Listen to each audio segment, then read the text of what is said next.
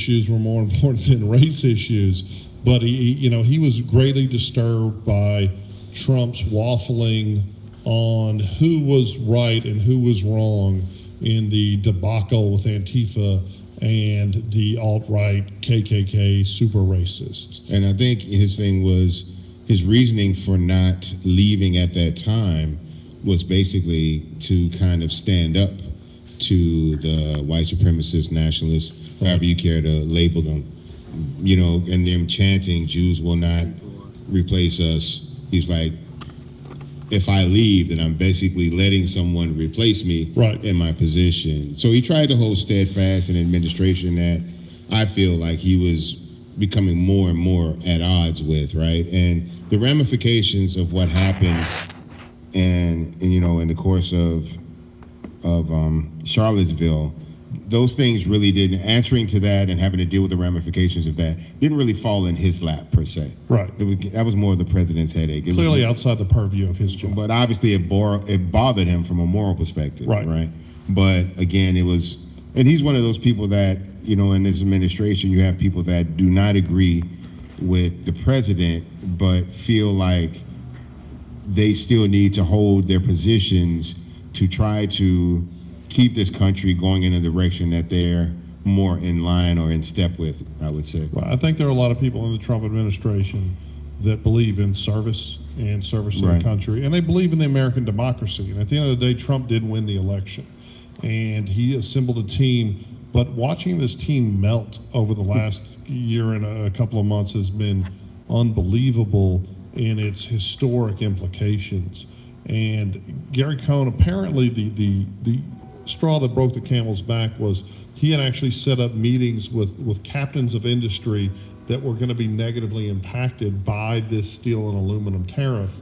And then Trump abruptly canceled that meeting at the last moment, which really was a signal that he just didn't want to listen to Gary at all. Right. And that's, this is a guy that ran Goldman Sachs. When his opinion has been discounted to such a ridiculous extreme, I guess he had enough. I do think, we're here in Houston, Texas. Right. And, for those that don't get it, the steel and aluminum tariffs are imposing a cost on top of the cost of imported steel and aluminum. So if you bring in steel from another country, you're having to pay an added cost, a tax, just to bring it in. The troublesome thing is it's not really protecting against competition in America, because there is some steel that he has imposed a tariff on that we don't even produce here, that they need for pipelines and other infrastructure. So he's been touting this, we're going to return kind of a New Deal of infrastructure boom on rebuilding America, and he stymied it with these tariffs. He has stymied the petrochem industry. He stymied so many industries. There was I think, Swedish company that was going to build, dishwashers or washing machines in Tennessee. They just shuttered that deal over this. Which is crazy because the prime minister, I guess, of Sweden was just here with him today. And it kind of puts him in a pinch, I think, too, right? Well, and it's insane that, see, here's my question with all of it, because I've been one of those who's advocated that this Mueller investigation is a farce, that you've got to let them, he won, you got to, even if you agree or disagree, he wasn't my guy, but you got to let him lead, I believe in America. But here the question is, why would he do this if it's not cronyism, if he's not pandering to people that he's either in their pocket or they're in his pocket? There's no reason. They think that Gary Cohn, that the impact on the markets tomorrow, which is already down, like all of the market gains we experienced during the economic renaissance of the first year of the Trump presidency have almost evaporated. They think it's going to be worse tomorrow morning, which is, so the question is, why the fuck did he do it? Well, I think, for one, if you go back and look at the entire campaign leading up to the presidency, a big part of his spiel, or what he was trying to impress upon people in order for them to vote for him, was his skills at negotiating. Right. So the main place where he's going to be able to show that talent or show those sets of skills would be in these type of negotiations, in trade negotiations, it should be. In business deals, right? This would be the place where he could kind of show, okay, well, this is my line of expertise. This is where I shine. This is how I got so rich, air quotes. And this is where I'm going to be able to show to you how I can be effective in this office. Right. But I think what happens is that people in the administration who are, they believe in government, they believe in this country, and they respect the office of the president. But I think they're finding it harder and harder to respect the actual president because of the position that he continually puts the people in his administration in. He keeps putting them in a bad place. Now, people like Ben Carson are kind of hanging themselves at this point. But it does make a lot of these people who do have to make phone, because Ben Carson's his homeland. That's housing. That's not that's a local situation. These situations like trade, the way that he goes after Angela Merkel, it makes it harder for people like Tillerson and people like Kelly to really stay on the agenda that the GOP kind of got behind him to enforce. And it puts people in a funny position. I mean, Andy Cohen, morally has been walking a tightrope for the last maybe 6-7 months. Okay. And I feel like, he's not the only person in the administration that's dealing with that, which is why you have such a large influx of people leaving. Well, the turnover has been historic because it's unprecedented in American history. And the question is why? And, he is a businessman. But we've seen a lot of business failures on his part. He's a great salesman. I mean, he did defeat the two largest political dynasties of our lifetime, both the Clintons and the Bushes. He's an effective politician, but he's not a very effective. He hasn't proven himself effective in governance in some areas. But when we talk about nuclear war, I mean, we saw Kim Jong-un come to the table today and yesterday to say to South Korea, I'm ready to abandon my nuclear arms. But do you really think that that's their stance now? Do you really think that that's the true message? Because I keep looking at Gaddafi, right? That was the only thing that kept Gaddafi alive as long as he did and kept him in power as long as he did. And I feel like Kim Jong-un is all about power, right? I don't think he feels threatened physically, but I do think he feels like his power or the weight that he does have would wane if he gave away his weapons. Now, China is going to always be on North Korea's side. North Korea, they get a lot of coal. They waffled on that a little bit. But they're still backdooring stuff. They're still backdooring coal.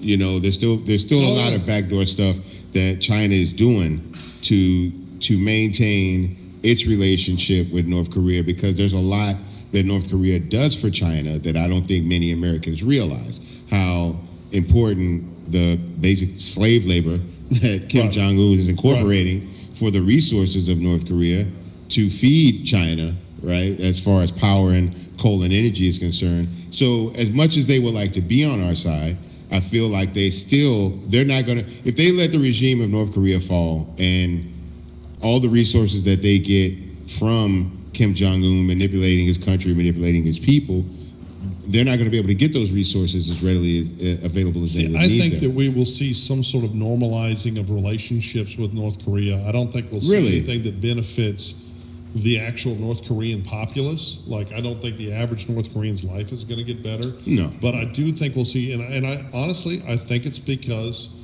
Trump is batshit crazy.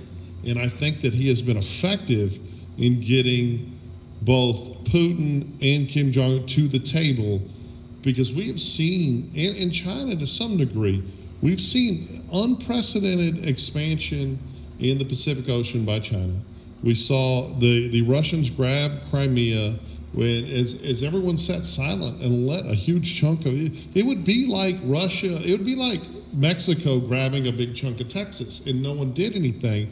So you have these super powerful despots, both in Putin, Kim Jong-un. I mean, we're seeing China take away their term limits and allow them to have a dictator for life. Right. And it's a communist regime, right, so but that would to fit some degree, I think there is a greater fear of what Trump is willing to do than the prior presidents. Not just Obama, Bush, I mean, they were both warmongers. Bush and Obama both, I can't support their foreign policy, but I think that Trump is a little more effective because he is a crazy motherfucker.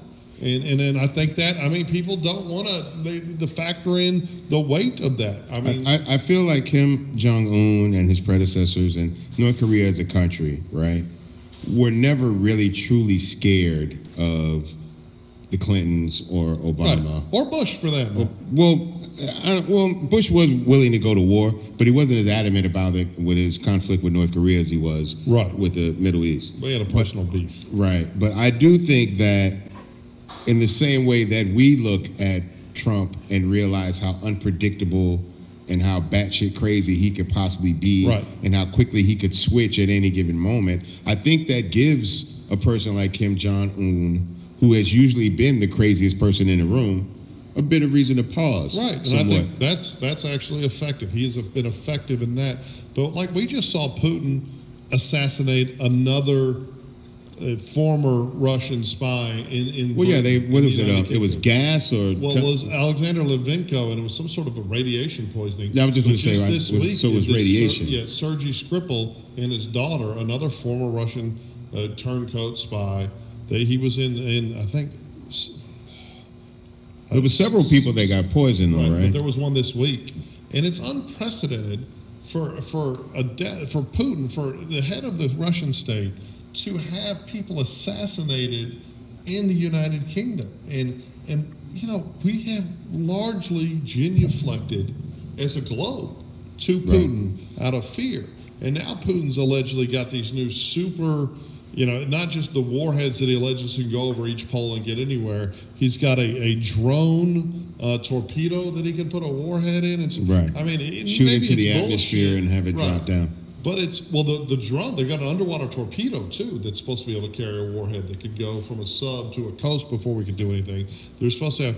I mean, it's scary shit. And the thing is, maybe a lunatic like Trump is what we need to put that motherfucker in check. And and people could disagree, but Obama wasn't effective. Bush wasn't effective.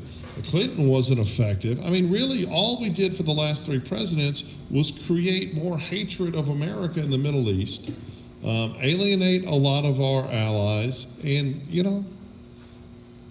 people think he might be energizing and leading us to nuclear war. I actually do think, to Trump's credit, he is being more effective about pushing off the global apocalypse and stymieing some of these fucking despots. Well, and the other thing that I've noticed is like in Cuba, where the people that were working in Cuba and Americans in Cuba were all got sick because of like noise. I don't know if you knew about that. They were doing that. And I feel like that's Putin too, right? Oh yeah. I feel like, because obviously Cuba is still a communist country. That's their partners, and I think they're all kind of in cahoots with this thing.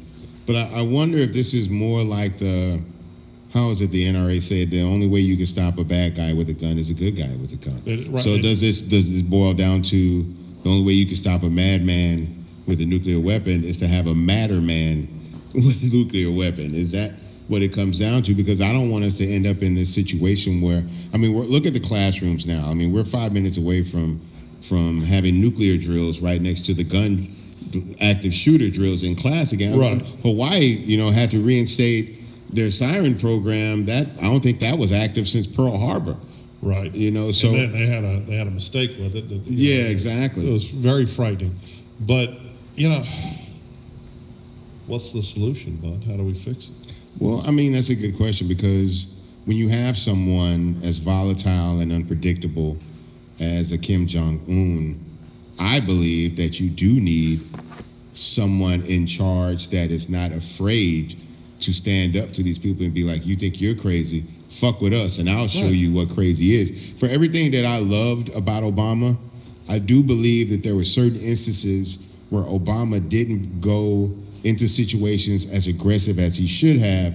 My personal belief, and I could be way off here, but I think Obama fought hard against the angry black man stereotype in a lot of situations, to where he didn't react in a way that many people would have wanted him to react. I think he was trying to be more amicable and more, I guess, have more of a common tone. But that being said, when it came time to be aggressive, the way he addressed Putin was like, hey, like actually walking up to Putin and telling him, like, look, we're not going to stand for this shit. We know what you're doing.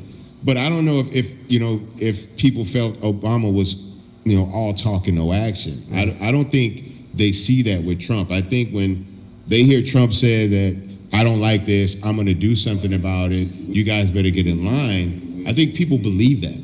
Right. Well, it's like the schoolyard.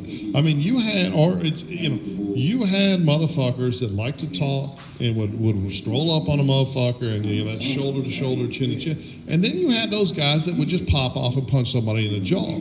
And I do think that Obama often lawyered situations as a fellow Harvard Law School guy, in that kind of cocoon of Harvard Law School. You get the feeling that words will fix everything, right? And unfortunately, sometimes they won't. I, of course, had a different perspective, having been a police officer before I went to Harvard Law School. That for me, hands were part of life, but. And you were a security guard too. I was a bouncer. You did club security, right? Too. But did you? So that's a hands-on job for sure. Although Obama, clearly our first African American president, he did have a life where he grew up in a private school in Hawaii. He went to very prestigious bubble, both in L.A., New York, and Massachusetts. His collegiate experiences were very elite. So, question: how many times do you think he had to throw hands? Right, and of course. Trump grew up in that same bubble too, but Trump's kind of crazy. And although he's rich, people forget.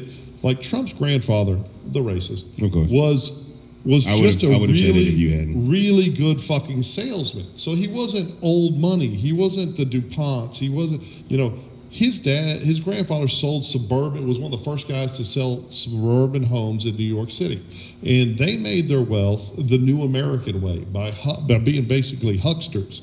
So he was always this aggressive motherfucker. And I don't think Obama... But aggressive doesn't always mean physical, right? Like I feel Trump is very aggressive by nature, but I don't just see Trump hauling off and punching somebody. See, I don't know. I think the same guy that would grab a woman by the pussy would also punch a dude in the mouth.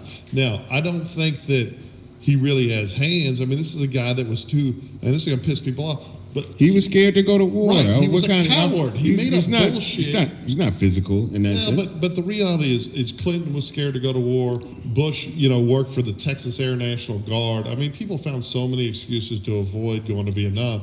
But how the fuck are you too handicapped to go to war, but playing collegiate baseball? That shit doesn't even make sense. That's what he played ball deal and bone spurs. But the thing is, I think he's a guy that would. I mean, there was a story last week about a mid-'80s story where he broke up an armed mugging, just ran up on the dude. No. That's not what happened. The story says that he yelled out of the limo. He didn't run up on the guy, and they've just offer him some Grey Poupon from the fucking limo? I don't know, but they just disproved that too. Other people on the scene said that he didn't actually do anything. That by the time he kind of pulled up and saw what was happening, it was already diffused. Okay. And it was just like, because the way he tells the story is that the limo pulled up, he sees the guy mugging somebody with a bat, and he pulls the window down and he says, "Hey, you, cut it out, stop it." And then the guy is just so, flummoxed by Trump coming around. I'm gonna need some. It ain't a real live shot unless we have a blooper in the middle. Now you know we live on here. Yeah. I lost my mic too. Yeah. All right. I mean, but that's almost... That's how we still new at this shit, y'all. But that's so much of Trump, is this mythology of Trump. And I mean, we've got to, he is a liar, right? But most politicians are. And I think people can blame whatever for his victory, but I think Hillary's a fucking liar too. Oh, I know Hillary's a liar. And I can tell you as a Democrat that voting for Hillary was not something that I don't think anyone did, with 100% conviction. Right. They just didn't like the other option, and vice versa.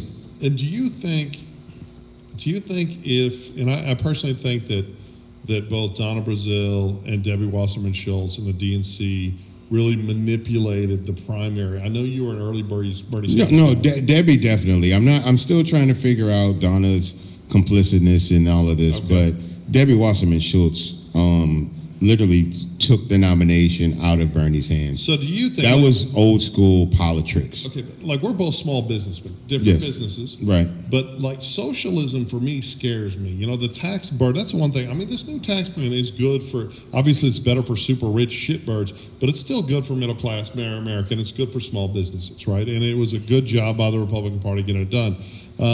But socialism scares me in that I think it cannibalizes. You have somebody like Bernie Sanders who never had a real job. He got thrown out of a commune. He got a government job. He's always been on that dole.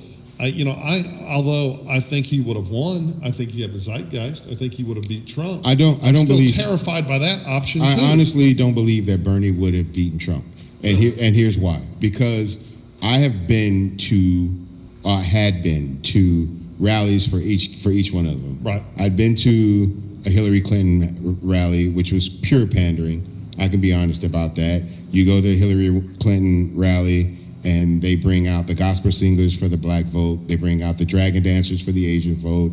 They bring out LGBT. I'm talking about LGBT representatives for that vote. They bring in the hip DJ to play the cool music. And I look on the floor and I look around the room and I can tell that everybody in that room isn't going to vote. Some of them are just there to be pandered to. You look at Bernie, showing up on college campuses with all these young ass kids, because they've got a great DJ playing all the top hits. Like that's the whole thing, is to create a vibe in the room that young people feel comfortable in. And then he starts spreading the socialism. And I can look in that room and see that all those people aren't going to vote. But when every Trump rally that I went to, who was mainly the candidate I covered on the trail with Vice, you could tell when you walked in those rooms that every person in that room was going to vote. The only person that I believed could have beaten Trump in this election would have been Joe Biden. Okay. I think that would have been the only one, and only because of the fact that I understand him not running because his son died. Right, he had a lot of stuff going on. But then, obviously, there was a lot of stuff in that family with the son that lived sleeping with the son that died's wife. It was a whole lot of mess and that stuff, too, that could have complicated it. But I think Joe was the only person that could have handled him in a debate. That's my thing, right? Because that's really where he won his points with people, because outside of the rallies, everybody thought he would get torched in the debates. Everybody thought that it was going to be like, he cannot speak policy. He can't stand on the stage and talk about things with these people. And it was never about policy. It was never about that kind of stuff. It was about, look, I know, it was a lot of vague stuff. It was like, I know that you don't have the things that you want in life. You don't have the opportunity. You don't have the prosperity. And we're going to get rid of all the people that stand in the way of that. Right. Now, see, I think he saw politics like business, as a blood sport, that you have to do what you have to do to win. And I think that was Hillary's big flaw, is that she wanted to lecture us like a schoolmarm. And then there's this people don't fucking respond to that shit. No, and then it's that political courtesy where guys come out, we're going to debate, and we shake hands and smile in each other's face, and then we get on the mic and talk complete shit about each other. Right. But I don't think Trump ever played into that. I don't think Trump came into those meetings or any of those, well, not meetings, but any of those debates as in, I like you, but I want this job more than you. Right. It was really more about, I don't fucking like you. The people that I want to vote for me don't fucking like you. And I'm going to be the antithesis of everything you stand for. Right. You know what I'm saying? All your stuff is sneaky, underhanded kind of business. I want to bring the business, acumen that people know me for to the forefront and bring it to all these other perspectives. But you can't do trade policy or foreign policy or all can't do any real fucking policy. Not like a businessman, right? Right. And I feel like that's why, you notice a lot of his administration were people who came from business. They didn't come from experience in the field that they were, set to be the head of. Scott Pruitt was anti-EPA, and then they make him the head of EPA. Ben Carson was a great, and I know y'all like to dog Ben Carson. It's hard to dog. I understand the man was a fucking great surgeon. No, he was so many lives. He was a great so much money to Detroit. Person. He was a great person. Like, I think he's a great guy. He's not a housing guy, but he adheres to conservative principles that many liberals find him off-putting. But black people loved him because he had been very beneficial to the black movement, too. Statues of that motherfucker, because he came, his mother was illiterate, right? He's the American dream. His mother said, no, you're not going to fucking play. You're going to go read a fucking book every day, okay? And he became him before it was something people could do, and then he gave it all back, man. I feel like everyone that kind of came into this administration, I'm not going to talk about the transition team or the campaign people, because a lot of those people we see now had a lot of crazy shit going on. Oh yeah, but I feel like most of the people in the administration were well liked before they became a part of government. Right. Trump included. Most people had no problem with Trump. Obviously, people who did business against him didn't like him. The women that he had, relationships with that didn't go right didn't like him.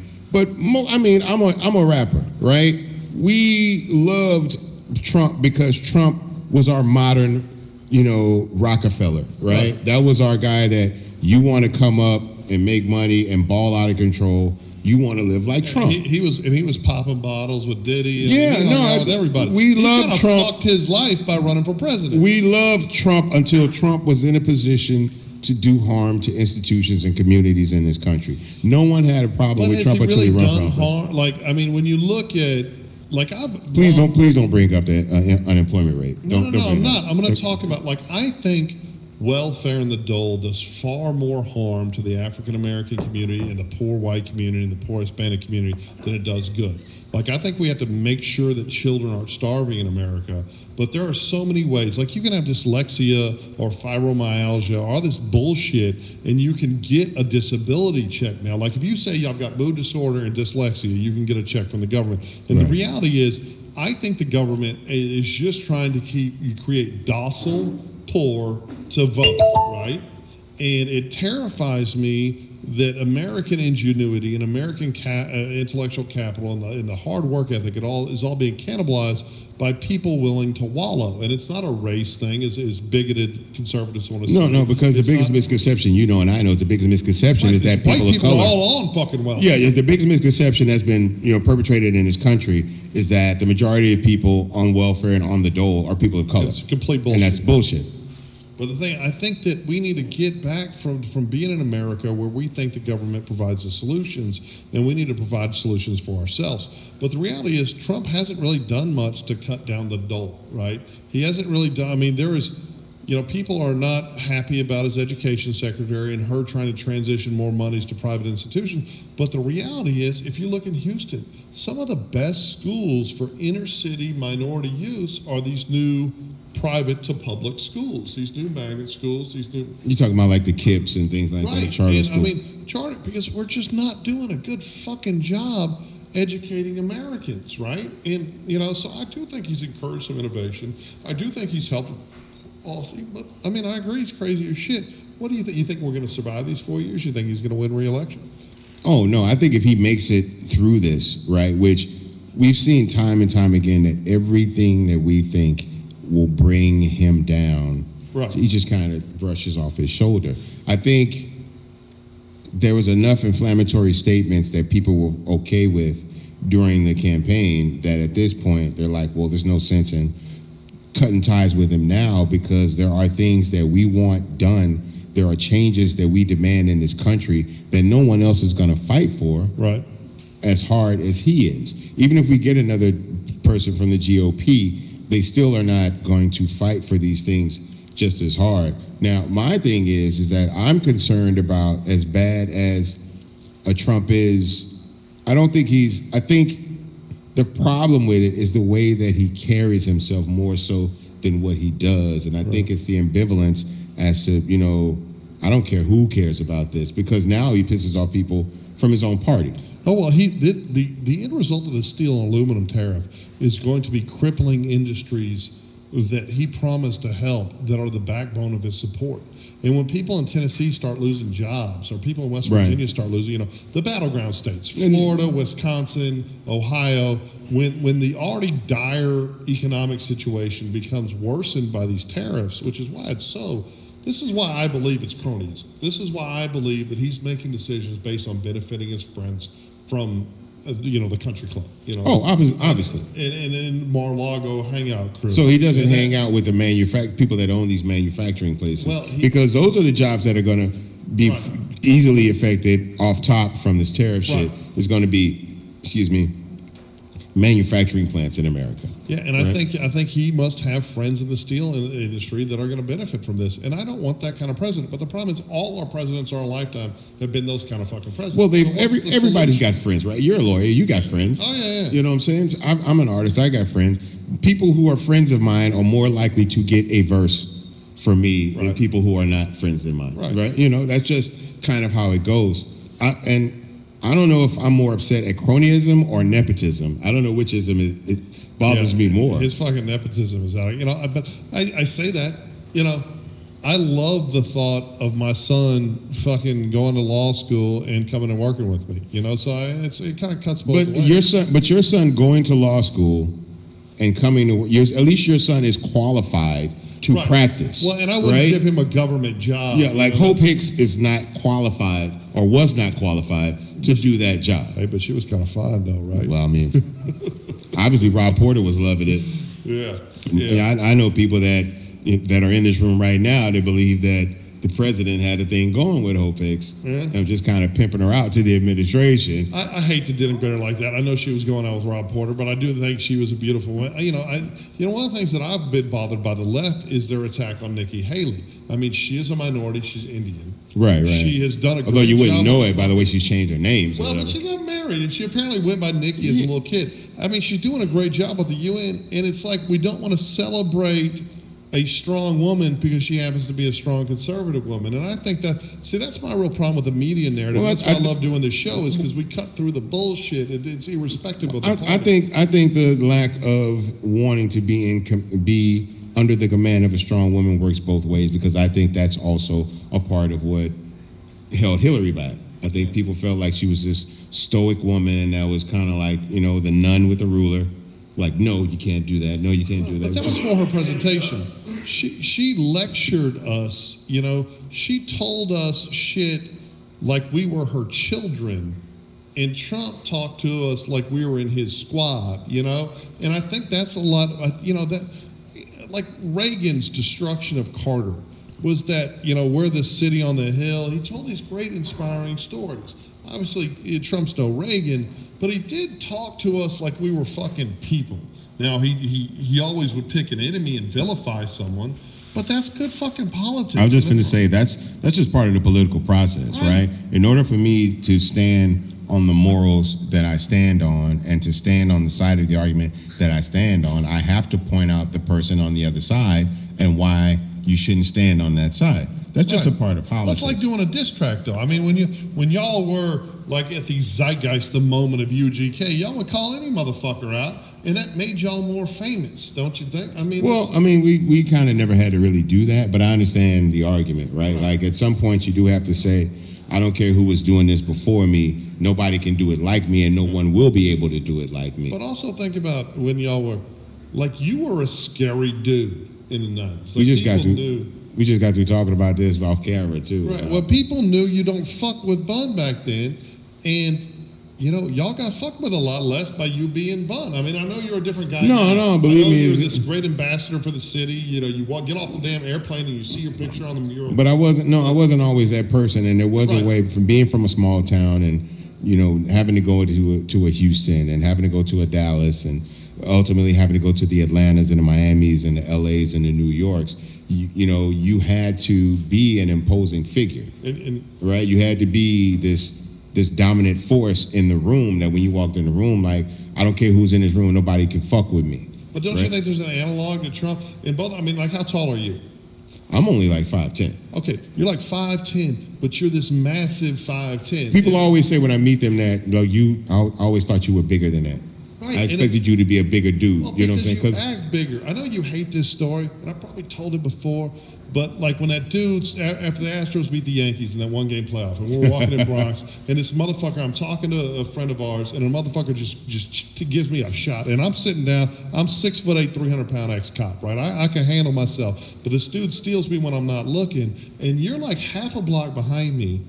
Then all of a fucking sudden, the dude's on the ground and you're fucking standing on him, and I'm dragging your ass into a bar. And this was 2 fucking years ago. This is just 2 years ago. Because it's a natural thing for you. And I do think that there's an analog between Trump's willingness to get his hands dirty and your willingness at some stage in your life to get your hands dirty. And I think that's why he fucking won. Well, I hate that he's fucking lecturing me. I hate that you draw up an analogy just on the that level compares of me to toughness. me and Trump that I kind of have to agree with. Oh, there you go. That's why I'm a lawyer. I turn everything and twist it and fuck it all up. So getting back to nuclear war, right? I feel like, well, here's my thing. I felt that North Korea reaching out to South Korea, like they opened up the phone lines for the first time in years, right? Crazy. And I thought initially, which is why I'm a little bit more optimistic about where we go from here. I just don't know how optimistic I want to be. But I felt like when that first happened, I felt like North Korea was reaching out to South Korea to say, look, if this motherfucker goes crazy and decides to bomb North Korea, South Korea is going to feel the repercussions of it. Of course they are. It's impossible. It's as if somebody says, we're going to nuke Dallas. Well, Fort Worth is fucked too. Right. You know what I'm saying? Just by proximity. So I felt like North Korea was reaching out to them to say, look, we need to be on the same page on how to talk to this dude so that, because he likes you. Right. He doesn't like me. I'm your neighbor. If he blows up my house, my house catches on fire. Very true. Your house is going to catch on fire too. That's how fires work. Right. But now I see that they're kind of using it as a way to be like, look, I don't like this motherfucker, but you do. You tell him I'm willing to talk. You know what I'm saying? Yeah. Kind of a thing. And that way it kind of saves a little bit of face for North Korea, right? He still gets to be a guy with, I don't think he's going to denuke. I honestly don't think he's going to denuke. Here's my scenario, right? I have a problem with you, right? You're bigger than me, right? As a man, you're bigger than me. You're stronger than me. You're taller than me, all of these things. You could easily overpower me, but I have a gun. And that gun is the only thing that stops you from coming to my house and overpowering me. Yeah. If you say, look, Bun, I want to squash this beef with you, just give me your gun first, and then we'll talk. I have no way of knowing that we're going to actually talk, and it's going to be amicable after I give you the gun, because I have no leverage when I come to the table. And so that's the only reason why I feel like they're not going to denuke. Because after that, if they denuke, then there's no reason for Trump to negotiate. Well, it's like, well, now you don't have any nuclear weapons. I do. You got to do what I say now. And that's the kind of shit that killed Gaddafi. Well, and that's the whole thing with like Pakistan and India. They're both nuclear.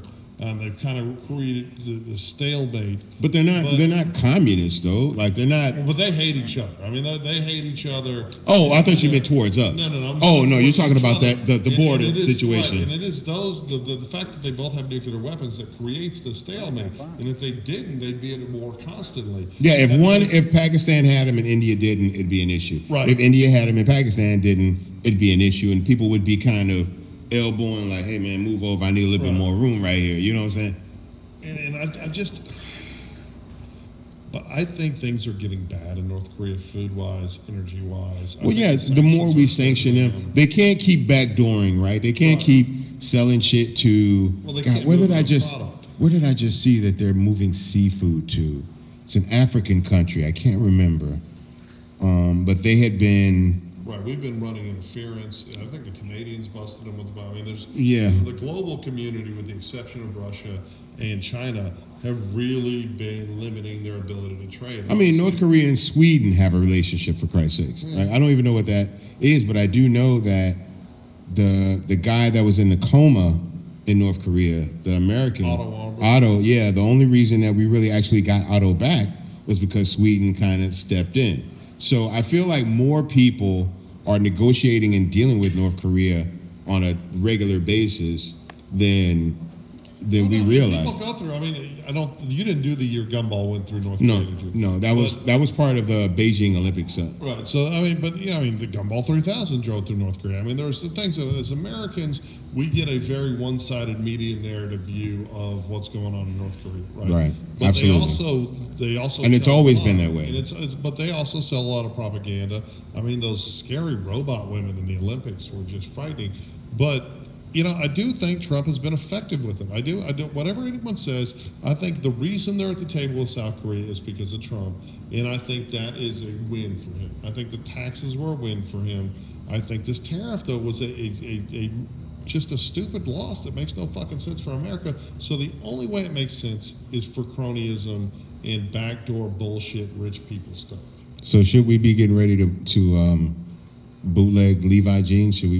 Should I be bringing Levi jeans on the gumball and bringing them out to different countries? First of all, if you can fucking make money, you should be doing it as long as you can't get arrested. We got to get money. Don't get caught with more than 3 pair of Levi's leaving this country, folks. It'd be worse than having more than $10,000 in cash. Well, y'all remember what fucking, I didn't have no 10,000. Remember when I got jacked up in Wales?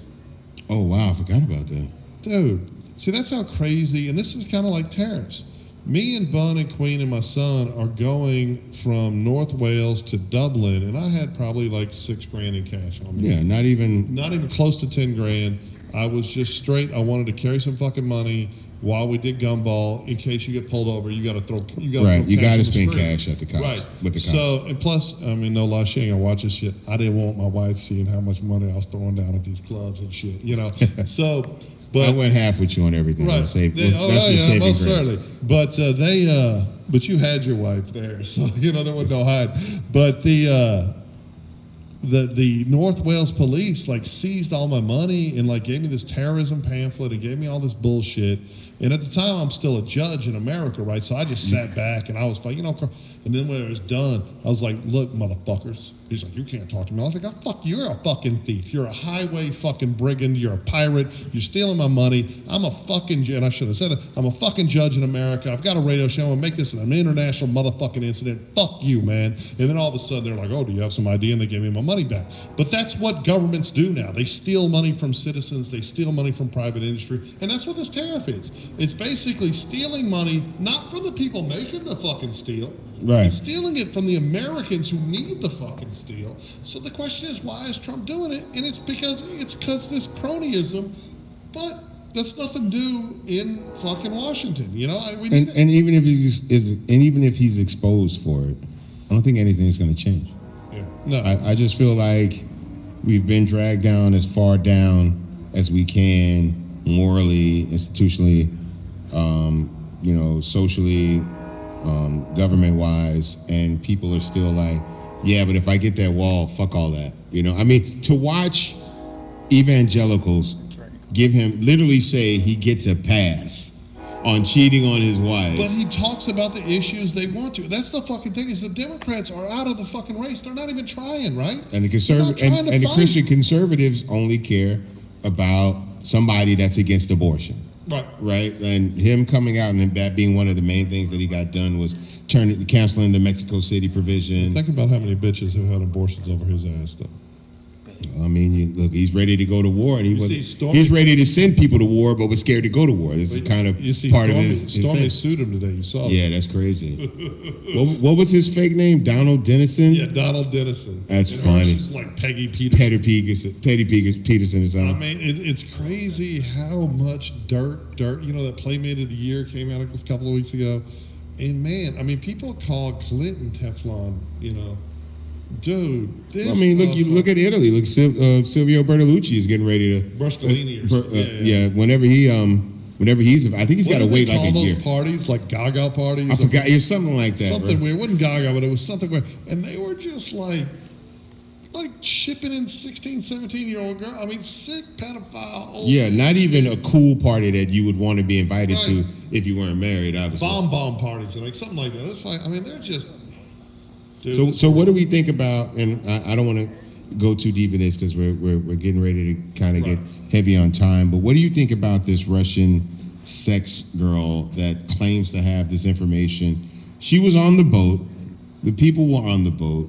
But obviously, when someone is in a foreign jail saying, "Get me out, and I'll tell you everything you want to know," that's kind of sketchy in itself. Do you feel like there's any validity to what she might know, or is it just like a? Okay. Because here's the thing: the notion that this happened on this boat, right? Not her, but the fact that this prime minister and this oligarch were, this government guy and this oligarch were on this boat. People had been talking about it for a while. This sex woman or whoever she was the first one to actually kind of show some real evidence that they actually were on the boat. She was on the boat, but then again, it's like, well, I ain't got dope. I ain't the dope, man. If you want to know who really got the dope, who really out there bad, I can tell you, just get me out of this jail. A lot of people have lied on people for that kind of thing. I personally, we've seen that kind of shit, man. I mean, I think, these super rich dudes, which neither of us are, we're successful guys, we made some money. But people would say we're well-to-do. We're not on the level that a lot of these gumball motherfuckers are on, right? No. But, I remember Okay, so we did the London party thing, and I stayed up all night because I had to get my son on the plane. To the airport. Right? My son had to fly back in the middle of Gumball to finish high school. I'm that kind of dad that brings his son on Gumball. But then I drove the whole next day. I flew a lawyer out that works for me, and my whole thing was I was going to go to bed when I got to fucking Germany. I hadn't slept in 48 fucking hours, and I get there, and everybody's going upstairs because there are all these Czechoslovakian porn stars showing their movies up in the bar. I know you went to bed with Queen. You had your wife there. And Germany was the theme park. It was like a fucking Astroworld. Wait. So we went to the theme park, and then they had where the food was, right. And then they had like the Cirque du Soleil. Right. Kind of Zumanity grown-up show. But then we went to like the restaurant. Right. The little Western like bar thing. And there was the one gumballer that had like all those chicks. They were Czechoslovakian porn stars. I got there late, right? Because we went a different route and shit. And I'm like, well, I could go to bed, but I could just go up here. And of course, I'm married and I wasn't trying to do nothing, but it was just hilarious to watch all these Czechoslovakian porn stars throw themselves to these lecherous dudes that were probably all married and super rich cats in the industry. Right. But I stayed up drinking. In fact, it was me and Kat and a couple other people. Kat, not your wife, yeah. Kat and Catherine we were just sitting there laughing at these creepy old dudes fucking picking up these Czechoslovakian porn stars. And I think that's the life that Donald Trump and all those creepy old fucking dudes live. So I bet you there was some porn star pissing on his face in some Russian fucking Four Seasons, you know? But fuck those weird fucking, we can't all be lucky like me and you being married to beautiful women. We don't have to do that freaking. And his wife isn't, most people wouldn't kick his wife out of bed. I'd kick her out of bed just to get her on all four. No, I'm just kidding. I'm kidding. You heard it from him, not from me. That is how I'm fucking playing, honey. If you watch this shit, I love you. She's a hot damn hoe. Nice try. But no, Charles, thank you as much again for coming on here and talking about this stuff. Thank you. I hope everybody here got a little something out of it. You know what I'm saying? We try to have these conversations that don't come across. You're not going to hear people on, CNN saying fuck this and fuck that and all that kind of shit. But we hope that we, made this conversation a little bit more accessible to people who wanted to know more about it but felt excluded because of who was reporting it. Everybody doesn't want to watch TV for the information, but hopefully they'll watch YouTube and check this out. Charles, thank you for another great episode of Trillitics. Thank you, sir. Guys, thanks for tuning in. We'll see you next week. Keep it trill.